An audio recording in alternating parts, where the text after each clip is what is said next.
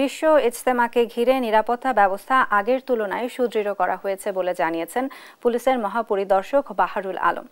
বুধবার সকাল 11:30টার দিকে গাজীপুর মহানগর পুলিশ আয়োজিত প্রেস ব্রিফিংয়ে তিনি এ মন্তব্য করেন। তিনি আরও জানান, ইজতেমার বিশেষ নিরাপত্তায় পুলিশ ও র্যাব সদস্যদের পাশাপাশি বোম ডিসপোজাল ইউনিট, সোয়াট team, dog squad, crime scene van, নৌ টহল ও হেলিকপ্টার টহল থাকবে। পর্যাপ্ত সংখ্যক সিসিটিভি ক্যামেরা, আইপি ক্যামেরা ও নাইট ভিশন ক্যামেরা দিয়ে মনিটরিং করা হবে। এছাড়া প্রতিটি খিত্তায় পোশাকে এবং সাদা পোশাকে পুলিশ মোতায়েন থাকবে। পুরো ইজতেমা ময়দান নিরাপত্তার চাদরে ঢাকা থাকবে। ইজতেমা ময়দান পরিদর্শনে গিয়ে বয়ান মঞ্চ ও বিদেশি খিত্তা পরিদর্শন করেন তিনি। এ সময় তার সঙ্গে গাজীপুর মহানগর police commissioner doctor Nazmul Karim Khan সহ পুলিশের ঊর্ধ্বতন কর্মকর্তারা উপস্থিত ছিলেন। অন্যান্য সময় আমরা কি করতাম, শুরুতে একটা ব্রিফিং দিয়ে দিতাম সবাইকে, সবাই যার যার ব্রিফিং শুনে যার যার জায়গায় চলে যেতেন।